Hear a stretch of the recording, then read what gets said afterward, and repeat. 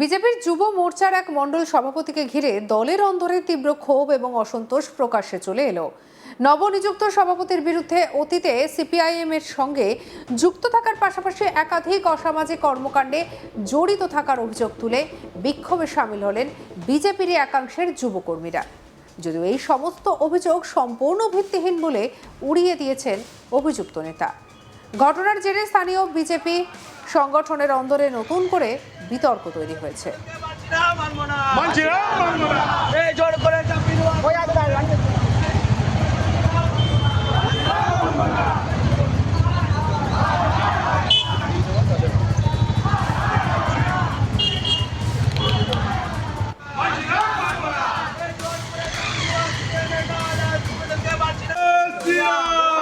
উত্তরপাড়ার ৩ নম্বর মণ্ডলের ভদ্রকালী এলাকার বিজেপি যুব মোর্চার মণ্ডল সভাপতি হিসেবে নান্টু দাসকে দায়িত্ব দেওয়া হয়।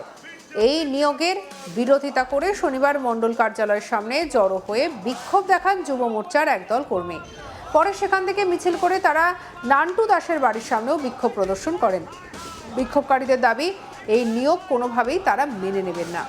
বিক্ষোভকারী কর্মীদের অভিযোগ, নান্টু দাস দীর্ঘদিন বিজেপি সংগঠনের সঙ্গে সক্রিয়ভাবে যুক্ত ছিলেন। তিনি সক্রিয়ভাবে যুক্ত ছিলেন না এমনটাই দাবি। তাদের দাবি ২০২৬ সালের বিধানসভা নির্বাচনেও তিনি সিপিআইএম এর পোলিং এজেন্ট হিসেবে বুথে দায়িত্ব পালন করেছিলেন। পাশাপাশি স্থানীয়ভাবে তিনি সাট্টা জুয়া সহ একাধিক অসামাজিক কর্মকাণ্ডের সঙ্গে যুক্ত। তাদের বক্তব্য, এমন একজন যুব মোর্চার নেতৃত্বকে বসানো হলে সংগঠনের ভাবমূর্তি নষ্ট হবে। তাই অবিলম্বে তাকে মণ্ডল সভাপতির পদ থেকে সরিয়ে অন্য কাউকে দায়িত্ব দেওয়ার দাবি জানান তারা।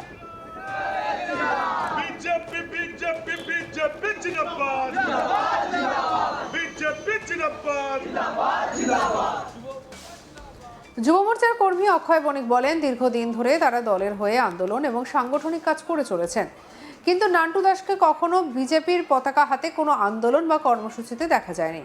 তার অভিযোগ, সরকার পরিবর্তনের পর বিধায়কের নেতৃত্বে এলাকায় অসামাজিক কাজের বিরুদ্ধে বিজেপি কর্মীরা ধারাবাহিকভাবে প্রতিরোধ গড়ে তুলেছেন। সেই পরিস্থিতিতে এমন একজনকে সভাপতির দায়িত্ব দেওয়া হয়েছে যার বিরুদ্ধে অতীতে সিপিআইএম এর হয়ে কাজ করার অভিযোগ রয়েছে। এর প্রতিবাদে আগামী দিনেও আন্দোলন চালিয়ে যাওয়ার হুঁশিয়ারি দেন তিনি। কি বলছেন অক্ষয় বণিক, শুনবো। ঘটনা ঘটেছে গতকাল রাত্রি 9টার সময় আমরা জানতে পারি, জেলা ভিত্তিক, জেলা থেকে জানানো হয় আমাদেরকে মণ্ডল যুব সভাপতি, উত্তরপাড়া মণ্ডল 3-এর যুব সভাপতি নান্টু দাস বলে একজনের নাম ঘোষণা করা হয়েছে। তাকে আমরা পার্সোনালি কেউ চিনি না, যতটুকু আমরা খবর পেয়েছি সে থাকে 10 নম্বর ওয়ার্ডে। তো তার খবর পাওয়া, তার ব্যাকগ্রাউন্ড জানতে পারলাম, সে গত আমাদের লাস্ট যে বিধানসভা ভোট হয়েছে সেই ভোটে 155-56 নম্বর সিপিএমের যে আপনার ইলেকশন বুথ হয়, সেই বুথে বসেছিল সিপিএমের হয়ে। তারপরও জানতে পারলাম আমাদের ভদ্রকালী এলাকায় 10 নম্বর ওয়ার্ডে একটা সাত্তার প্যাড চলে। সাত্তার প্যাড বলতে তাতে কিছু লোক, আমাদের এখানকার লোকাল লোক, তারাই সাত্তার প্যাডটা চালায়। সেটা আমাদের বিধায়ক জেতার পর থেকে, দীপান চৌধুরী জেতার পর থেকে সাত্তার ওই প্যাডটা বন্ধ সম্পূর্ণভাবে। তো এখন ওরা পাড়ার থেকে ওই সাত্তার প্যাডের লোকরা চাইছে জেলাকে কিছু পয়সা খাইয়ে অথবা কোনো রকম সোর্স নিজেদের ক্ষমতা দেখিয়ে জোর জবরদস্তি নান্টু দাসকে বসিয়েছেন। নান্টু দাসের কোনো, আমাদের 2022-এর পৌরসভা ভোট বলুন, 2024-এর লোকসভা ভোট বলুন, 2026-এর বিধানসভা ভোট বলুন, নান্টু দাসের কোনো এখতিয়ার বা আমাদের কোনো, উনি যে কোনো কাজ করেছে বা দলের হয়ে কোনো কাজ করেছে বা আমাদের যুব মোর্চার হয়ে কোনো কাজ করেছে বা যুব মোর্চার কোনো মিটিংয়ে অ্যাটেন্ড করেছে, কোনোদিন আমরা তাকে দেখিনি। আমরা যুব মোর্চার এত ছেলে আছি আমাদের উত্তরপাড়া মণ্ডল 3-এ, কেউ কোনোদিন তাকে দেখিনি। সে হঠাৎ এসে বসে গেল। তারপরও তার ব্যাকগ্রাউন্ড, তার মিসেস, তার ওয়াইফ, বউ যিনি আছে, উনি তৃণমূলে 10 নম্বর ওয়ার্ডের কাউন্সিলরের সঙ্গে প্রতিটা জায়গায়, প্রতিটা অনুষ্ঠানে, প্রতিটা মিটিংয়ে ঘুরতো। কিন্তু উনি দিলীপ যাদবের সঙ্গে ছবি তার ফেসবুক প্রোফাইল পেজে এখনও আপলোড করা আছে, সেগুলো আমাদের কাছে স্ক্রিনশট নিয়ে আছে। তো আমরা মানবো কেন? আমরা এতদিন ধরে, দীর্ঘদিন ধরে পার্টির জন্য লড়াই করে নিজেদের জীবন বিপন্ন করে দলকে আমরা আজকে ক্ষমতায় এনেছি সাধারণ মানুষের ভালোর জন্য।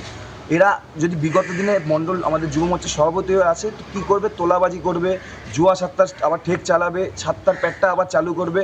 আর যারা সাত্তার প্যাড চালু করতো তাদেরকে আমি হুঁশিয়ারি করছি, আপনারা যতই চেষ্টা করুন, আপনাদের ক্ষমতা যত দূর আছে, আপনারা যেভাবে ইচ্ছে চেষ্টা করুন, যদি আপনারা পারেন আপনারা এটা বজায় রাখুন।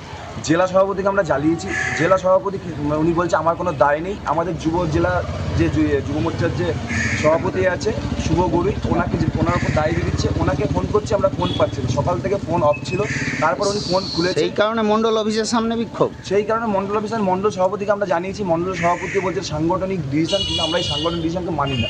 কারণ যদি পুরনো কোনো কর্মীকে, পুরনো কোনো ব্যক্তি যদি আমাদের যুব প্রেসিডেন্ট করতো, আমরা অবশ্যই মেনে নিতাম।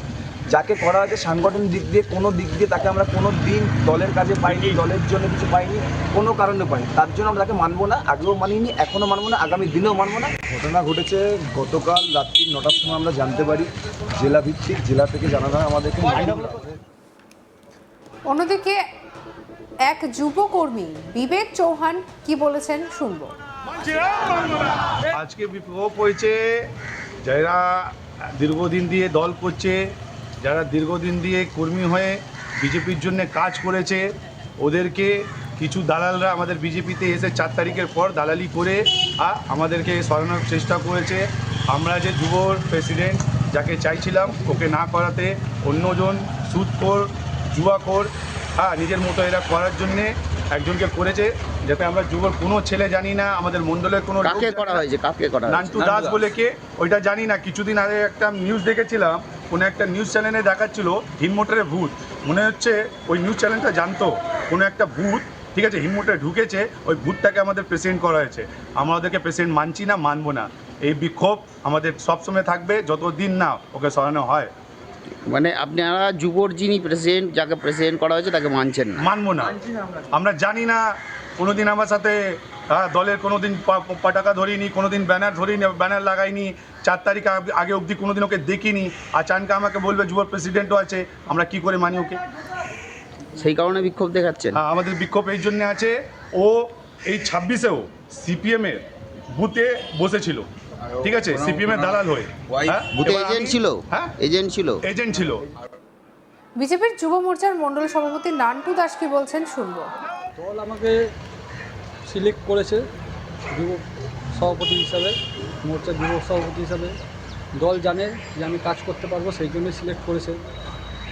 এবার আমি পুরোপুরি আমার 100% দিয়ে কাজ করার চেষ্টা করব। এবার যারা অভিযোগ তুলছে সেগুলো সম্পূর্ণ ভিত্তি আমার মনে হয়। কারোর সাথে হয়তো পার্সোনাল প্রবলেম থাকতেই পারে আমাকে নিয়ে, তারা তাদের মতো করছে। মারাত্মক কিছু অভিযোগ উঠছে আপনার নামে, যা আপনাদের মতো সাংগঠনিক দলে ওঠা উচিত নয়। অভিযোগ উঠছে 7টা জুয়ার সাথে আপনার যোগাযোগ রয়েছে, এবং 2026-এর নির্বাচনেও আপনি সিপিআইএমের হয়ে পোলিং এজেন্ট হয়েছিলেন। এটা যদি কেউ প্রমাণ করে দিতে পারে যে আমি সিপিএমের পুলিং বুথে ছিলাম, তাহলে আমি নিজে থেকে স্বেচ্ছায় ছেড়ে দেবো। কেউ যদি প্রমাণ করে দিতে পারে, কেউ সবার জন্য বলছি, সে যে কোনো পার্টিরই হোক, কেউ যদি আমাকে দেখিয়ে দিতে পারে যে আমি সিপিএমে ছিলাম, তাহলে আমি এখনই আমি ছেড়ে দেবো। এবং অভিযোগ উঠছে যে 7টা জুয়ার সঙ্গে আপনি যোগাযোগ রয়েছে। 7টা জুয়া কী ধরনের, একটু ডিটেলসে বলুন। তারা অভিযোগ করছে 7টার যে প্যাড চলে, সেই প্যাড চলার পেছনে আপনার মদত রয়েছে। আমার মদত রয়েছে এই সম্বন্ধে তো আমার নিজের ফার্স্ট টাইম শুনলাম এই কথাটা। ফার্স্ট টাইম মানে অভিযোগটা ভিত্তিহীন, পুরোপুরি ভিত্তিহীন। সঙ্গে রাখুন আজ তাক বাংলাকে, সাবস্ক্রাইব করতে ভুলবেন না।